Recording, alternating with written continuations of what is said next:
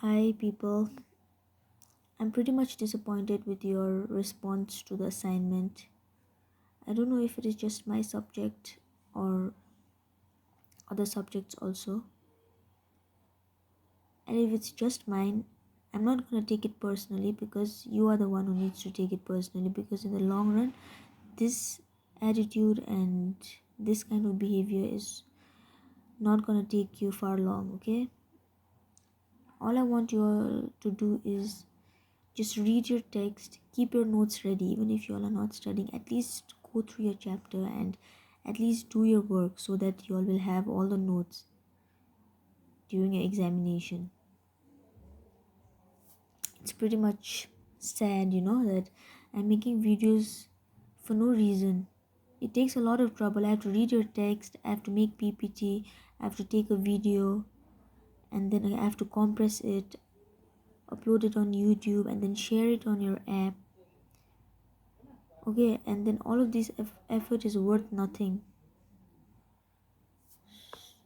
Anyway, this is state and non-state initiatives addressing caste and tribe discrimination. So there are a lot of policies and programs which work for the betterment and upliftment of the STs and SCs. So here we are going to study some of them. In the year 1935, the British government recognized that the SC and ST as requiring special treatment.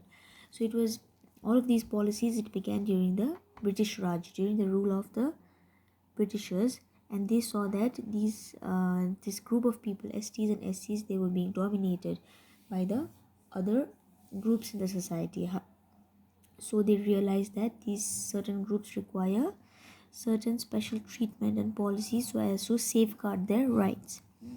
So the same is followed even after independence, and some new ones have been added. So those policies made by the Britishers, it still continues, and many have been added by the Indian government. The most recent one is the special programs to the other backward classes in the year 1900s. So there is another group, other backward classes. Okay, so for them also a special program and policy has been passed in the year 1990 to safeguard the rights of the other backward classes. There is a system of reservation. This involves setting aside some seats for the members of the ST and SC groups. I think you'll have seen this or you'll have heard about it, that a certain proportion of the total number of seats will be reserved for these STs, SCs, and OBC. Like if you go to give a public exam, also there will be a lot of seats for the STs and SCs, and the cut off. Like if a general student, a student of a general caste, has to get 70% to pass a particular exam, STs or SCs may require only 50% and OBC is 60%. Okay, so this is called reservation. These type of reservations are still prevalent. Reservation of seats in the Lok Sabha and Rajya Sabha, so they also get reservation in the political area. Okay, so certain number of seats will be reserved for the SCs and the STs in the Lok Sabha and the Rajya Sabha. And reservation of seats in jobs in the government sector. Okay, so when you apply for job, there will be a certain number of seats, and a particular proportion in relation to the total proportion of the SCs and STs in the Indian population will be saved for the or reserved for the STs and SCs. Reservation of seats in the educational institutions, this is also there. If you go to apply for a college and you sit for an entrance exam, there will be a certain number of quota seats reserved for this SC, ST, and OBC, and a general student, like I told, may require 70 to pass that entrance test, but an ST or SC will require way less, like 50%. The proportion of reserved seat is equal to the total ST and SC population percentage in the country. So this means that the number of seats reserved in a particular sector is in proportion to the total percentage, how much ever percentage of ST and SC is there in the country. So there are a number of laws passed to end, prohibit, caste, punish what?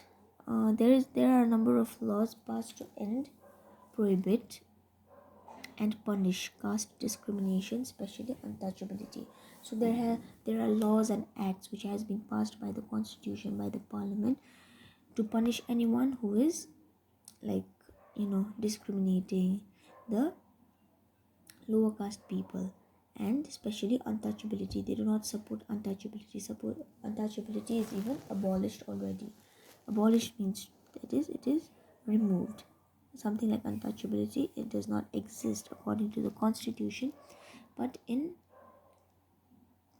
a practical life it does. Caste Disabilities Removal Act of 1850. This is the first one. Abolished all laws affecting the rights of citizen converting to another religion or caste. So if a person converts to another caste, some of their rights, okay, may be abolished or may not be given to them. But this act, Caste Disabilities Removal Act of 1850, removed all such laws which would remove the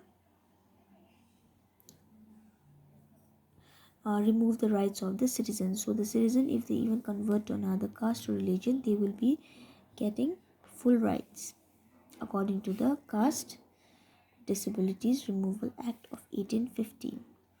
Constitution Amendment Act of 2005, which later became a law on 23rd January 2006, that is the 93rd Amendment Act, introduced for reservation for the OBCs in higher educational institutions.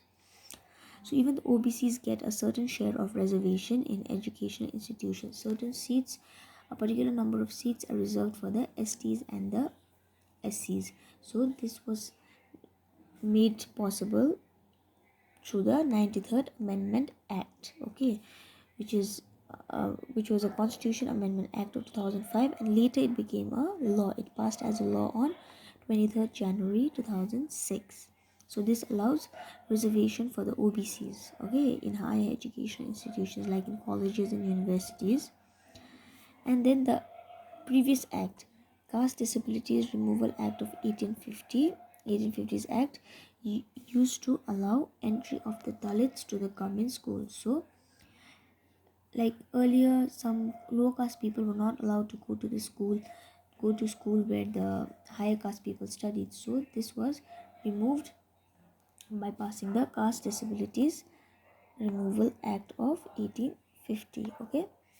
And number third one is Scheduled Caste and Scheduled Tribes Prevention of Atrocities Act of 1989. So according to this act, any person who, or like all such discrimination and hatred and untouchability and domination of the scheduled caste and scheduled tribes are abolished according to this act. They will be punished according to this one. Scheduled Caste and Scheduled Tribes Prevention of Atrocities Act of 1989. Article 17 abolished untouchability. As I've told you that untouchability has already been abolished. So it is Article 17. According to Article 17, untouchability has been abolished already. But despite of so many laws being passed by the parliament, by the constitution, but that is all in theory. But in practicality, in a practical life, all such things still prevail, right? So laws alone cannot end a social practice. So that's why there are social movements against racism, against casteism, against untouchability. People are writing and they're visually showing all the things that are happening. So only by passing laws, it will not be enough. Social movements are required to end such old social practices which are still prevalent in our country, because all these STs, SCs, lower caste groups are still facing all sorts of discrimination. You go to Google and search, you will get varieties of such instances where in India they are still dominated, discriminated. So only by passing laws is not enough. Social movements is required, okay. The cases of discrimination, atrocities against the Dalits and Adivasis continue to take place all over India. Like I mentioned just now, it still exists in a large scale. So these are the questions for the two previous video. Define caste system. Mention the four castes, sorry the spelling is wrong, into which the society is stratified. Define untouchability. What is distance pollution? Mention the three dimensions of untouchability. What was the name given by Gandhi to the untouchables? Who coined the term Dalit? And the last one is, do you think that the caste system is just and fair? Give reasons to support your answer. So that's it for this video, and I want you all to do your assignment because I'll be keeping track of who is submitting and who is not. Okay, how many you all have submitted, so depending on that you will be analyzed. That's it, and I don't know why you are not watching the video. If it is anything wrong from my part, please tell me. Okay, I will work on it. Bye bye.